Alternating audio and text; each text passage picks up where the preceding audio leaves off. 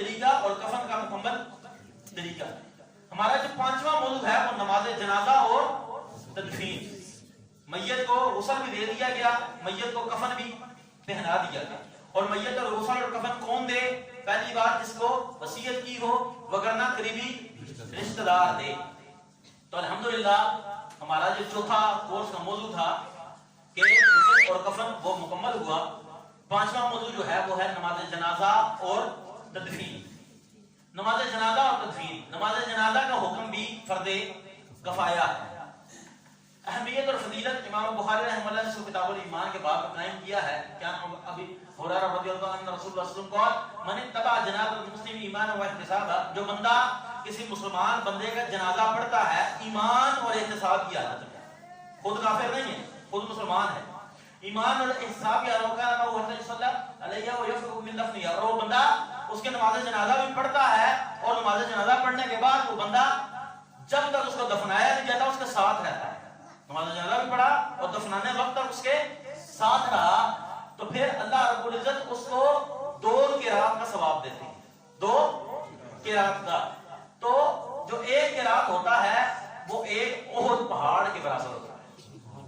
اللہ اس کو کتنا ثواب دیتے ہیں؟ 1 احد پہاڑ کے برابر اگر نماز جنازہ پڑھے. اور اگر ساتھ دفن آئے تو کتنے قرات ہو گئے؟ 2. اور خالی نماز جنازہ پڑھے تو پھر 1 احد پہاڑ کے برابر ثواب ملتا ہے. اور مسلمان کے جو مسلمان پر حق ہیں ان میں ایک حق کیا تھا؟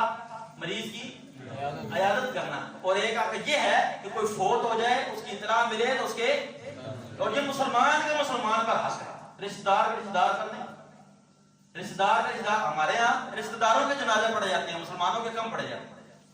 تو رشتہ داروں کے جنازے تو پڑھنے ہیں کیونکہ رشتہ داری ہے, لیکن ساتھ مسلمانوں کے جنازے بھی پڑھنے ہیں. ہمیں کوشش کرنی چاہیے کسی بھی مسلمان کی ہمیں اطلاع ملی ہے تو ہم اس کا جا کے جنازہ پڑھیں اور 1 قرات کا ثواب بھی حاصل کریں. اور اگر ممکن ہو تو ہم اس کو غسل بھی دیں, ممکن ہو تو ہم اس کو کفن بھی جا کر پہنائیں. نماز جنازہ امام مرد کے سر کی طرف اور عورت کے درمیان میں کھڑا ہوتا ہے. نماز جنازہ پڑھانے والا جو شخص ہوتا ہے, اور نماز جنازہ کوشش کرنی چاہیے کہ پڑھاتے ہوئے ہم مسلمان ہیں, ہمیں چاہیے کہ ہم اپنے رشتہ داروں کا نماز جنازہ خود پڑھائیں. ہمیں نماز جنازہ طریقہ بھی معلوم ہو اور پڑھانا بھی آتا ہو. اور ایک سچی بات ہے, آپ باہر سے بہت ہی بڑے مخلص عالم کو بھی دیکھے ہیں, بہت ہی وہ علم کے اچھے ہیں اور وہ ماشاءاللہ سے بہت اللہ کے قریب ہیں, اچھے انسان ہیں, لیکن آپ کے والد صاحب اگر فوت ہو چکے ہیں اور ان کا نماز جنازہ آپ خود پڑھاتے ہیں, جو آپ کے دل میں تڑپ اور جو اخلاص اور جو دعا ہے وہ ایک مولوی صاحب شاید نہیں پڑھ سکتے. جتنا مرضی ان کے دل میں اللہ کا ڈر ہے, اللہ کا خوف ہے, وہ متقی ہیں, ٹھیک ہے, لیکن آپ کے والد صاحب فوت ہوئے ہیں, جو درد آپ کے دل میں ہے وہ کسی دوسرے کے بندے کے دل میں نہیں ہو سکتا. تو بہتر یہ ہے, اور کیا فائدہ, ہم مسلمان ہیں, ہم اپنی اولادوں کو میٹرک, او لیول, اے لیول, سی اے, سی ایس ایس کیا کچھ کرا دیتے ہیں, لیکن ہماری اولاد اگر اپنے باپ کے مرنے پہ اس کو غسل بھی نہ دے سکے, اس کو کفن بھی نہ پہنا سکے, اس کی نماز جنازہ میں کھڑے ہو کے اس کے لیے یہ بھی نہ کہہ سکے اللہ اس کو معاف کر دے, اپنے باپ کے لیے یہ بھی نہ کہہ سکے, وہ اولاد کس کام کی ہے؟ بتلائیں کہ ہم اپنی اولاد کو کتنی چیزیں, کتنی باتیں سکھا دیتے ہیں, اور دنیا داری کے ہم ایک ایک گڑ, ایک ایک چیز بتلا دیتے ہیں. ضروری ہے, یہ ضروری ہے کہ ہم اپنی اولادوں کو بتائیں کہ بیٹا غسل کیسے دیتے ہیں, کفن کیسے دیتے ہیں, نماز جنازہ کیسے پڑھاتے ہیں, ان کو طریقہ معلوم ہو. وگرنہ حالت تو ایسی بھی دیکھی ہے کہ باپ کا جنازہ پڑا ہوتا ہے اور اولاد کو وضو کا طریقہ بھی معلوم نہیں ہوتا, اور نماز جنازہ میں کھڑے ہو جائیں تو بیچاروں کو دعا بھی نہیں آتی کہ ہم اپنے باپ کے لیے بخشش کی دعا کر سکتے. وہ باپ جو سارا زندگی اپنی اولاد کے لیے لگا کے چلا گیا, ہم اپنے باپ کے لیے یہ بھی نہیں کہہ سکتے اللہ اس کو معاف کر. ہمیں طریقہ نہیں پتا ہوتا. جبکہ نبی علیہ السلام تو نماز جنازہ میں لمبی دعائیں کرتے تھے, کثرت سے دعائیں کرتے تھے. وہ کب کریں گے؟ تب کریں گے جب آتی ہوں گی, جب معلوم ہوں گی. اس لیے ہمیں کوشش کرنی چاہیے آج سے, ابھی سے ہم یہ تہیہ کریں, اور کچھ نہیں, ایک ایک لفظ روزانہ یاد کریں, 24 گھنٹے میں ایک لفظ. انشاءاللہ 1 سال کے بعد 365 دن ہوتے ہیں, 1 سال کے بعد ہمیں دعائیں یاد ہو جائیں گی. لیکن شروع کریں تب. کوئی بندہ یہ ذہن لے کے بیٹھا ہو, نہیں میں بوڑھا ہو گیا مجھے نہیں یاد ہوتی, میں چھوٹا ہوں مجھ سے نہیں ہوتی, میں مصروف ہوں, کوئی بات نہیں، اللہ توکل، اللہ پہ بھروسہ رکھ کے ایک ایک حرف روز شروع کریں، روز پڑھیں. اور میں قاری صاحب سے یہ کہوں گا کہ آپ سب احباب کو نماز جنازہ کی دعاؤں کو کارڈ وغیرہ کو کتاب دی جائے کہ نماز جنازہ آپ کو دعائیں معلوم ہوں. موبائل میں بھی آج کل سب کے پاس ایپس ہوتی ہیں، دعا کیجیے ایپ بڑی بہترین ایک اپلیکیشن ہے، اس میں دعائیں ہوتی ہیں. یاد کریں، آپ آج سے شروع کریں، انشاءاللہ کچھ وقت میں یاد ہو جائے گی. تو نماز جنازہ کی دعائیں خود یاد کریں، بچوں کو یاد کروائیں، گھر میں بیوی کو یاد کروائیں، بچیوں کو یاد کروائیں، ان سے سنیں تو انشاءاللہ اس کا بہت فائدہ ہے. امام مرد کے سر پر اور عورت کے درمیان میں کھڑا ہو، جیسا کہ رسول سے ثابت ہے. نماز جنازہ کی کتنی تکبیرات ہیں؟ 4. پہلی تکبیر تکبیر اولا، اور اس کے بعد سورہ فاتحہ اور قرآن مجید کی کوئی سورت.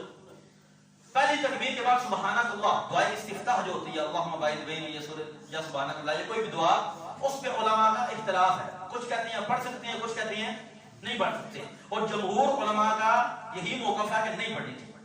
سبحانک اللہ یا پڑھ لیں تو کوئی حرج نہیں ہے، لیکن نہ پڑھنا یہ زیادہ بہتر ہے. سورہ فاتحہ اور سورہ فاتحہ کے بعد قرآن مجید کی کوئی بھی سورت. اس کے بعد دوسری تکبیر کے بعد درود شریف، درود ابراہیمی جو ہم نماز کے اندر اللہم صلی علی محمد مکمل پڑھتے ہیں، وہ مکمل درود شریف درود ابراہیمی. تیسری تکبیر کے بعد دعا کی جائے گی اس میت کے لیے، اور چوتھی تکبیر کے بعد سلام پھیر دیا جائے. نماز جنازہ کی کتنی تکبیرات ہیں؟ پہلی تکبیر کے بعد سورہ فاتحہ اور کوئی بھی قرآن کا حصہ. دوسری تکبیر کے بعد درود شریف جی. تیسری تکبیر کے بعد اس میت کے لیے دعا، اور چوتھی تکبیر کے بعد سلام. ہماری دعا نماز جنازہ کے اندر ہوتی ہے یا نماز جنازہ کے بعد؟ نماز جنازہ کے اندر دعا میت کے لیے کرنی چاہیے، اور ہم دعا کر رہے ہوتے ہیں جنازہ پڑھنے کے بعد. جنازہ پڑھ لیا اور بعد میں کھڑے ہو کے ہاتھ اٹھا کے دعا کر رہے ہیں، حالانکہ دعا کرنی کا تھی تیسری تکبیر میں. جب ہم اللہ کے سامنے ہم اللہ کے زیادہ قریب نماز کی حالت میں ہوتے ہیں، نماز کے بعد نماز کی حالت میں ہم زیادہ قریب ہیں، تو نماز کی حالت میں ہمیں کثرت سے دعائیں کرنی چاہیے. نماز جنازہ جہری اور سری، یعنی کہ اونچی آواز میں بلند آواز میں پڑھنا بھی درست ہے، اور خاموشی کے ساتھ پڑھنا بھی درست ہے. دونوں طرح سے نبی علیہ السلام نے نماز جنازہ کو ادا کیا ہے. ہر تکبیر کے بعد رفع یدین بھی سنت سے ثابت ہے، جیسا کہ دارقطنی کی حدیث میں وارد ہے. شیخ ابن باز رحمہ اللہ نے اس کی سند کو جید کہا ہے، اور جامع ترمذی کے اندر بھی موجود ہے. امام ترمذی نے اس حدیث کے بعد یہ قول ذکر کیا ہے کہ صحابہ کرام رضوان اللہ اجمعین کے عمل ہر تکبیر سے رفع یدین کرنا ہے، لیکن اس میں علماء کا اختلاف ہے. رفع یدین کرنا بہتر ہے، نہ کرنے میں کوئی حرج نہیں ہے، لیکن کرنا بہتر ہے اور کیا جا سکتا ہے. نماز جنازہ کے احکامات، اللہ کے رسول صلی اللہ علیہ وسلم کے عمل سے ایک طرف سلام پھیرنا بھی ثابت ہے، اور جبکہ دونوں طرف بھی سلام پھیرنا ثابت ہے. کوئی بندہ آپ میں سے عمرے کے لیے اگر گیا ہو تو وہاں پر ایک طرف سلام پھیرا جاتا ہے، دوسرے جانب سلام، دونوں طرح سے ثابت ہے، دونوں طرح سے درست ہے. نماز جنازہ کو دیکھ کر کھڑا ہونا ضروری نہیں، دیکھ کر کھڑا ہونا ضروری نہیں ہے کہ ہم کھڑے ہو جاتے ہیں. بعض بات مسجد میں نماز جنازہ پڑھنا جائز ہے، جیسا کہ رسول اللہ صلی اللہ علیہ وسلم نے بیضا کے دونوں بیٹوں کا نماز جنازہ مسجد میں ادا کیا تھا بصورت مجبوری، وگرنہ باہر پڑھنا چاہیے. ویسے مسجد میں پڑھنا درست ہے. اگر نماز جنازہ مسجد میں ہے تو عورتیں بھی پڑھ سکتی ہیں، البتہ عورتوں کو جنازہ کے ساتھ چلنے سے منع کیا ہے. جنازے کے ساتھ مرد پہ چل کے جائیں گے، لیکن عورتوں کو چلنے سے جا کے ساتھ چل کے جانے میں منع کیا ہے. البتہ اگر مسجد میں ایسی کوئی جگہ ساتھ موجود ہے تو وہاں پر عورتیں بھی نماز جنازہ کو ادا کر سکتے ہیں. بچے کا نماز جنازہ، قبل از وقت پیدا ہونے والا بچہ اور شیر خوارگی کا یا بچہ 4 ماہ کے بعد پیدا ہوا ہو، 4 ماہ سے پہلے کا تو ہے ہی نہیں نماز جنازہ. 4 ماہ کے بعد شیر خوارگی میں درست ہے، پڑھ لینا چاہیے، نہ بھی پڑھے تو کوئی حرج نہیں ہے، کیوں کہ وہ تو گناہوں سے پاک ہے.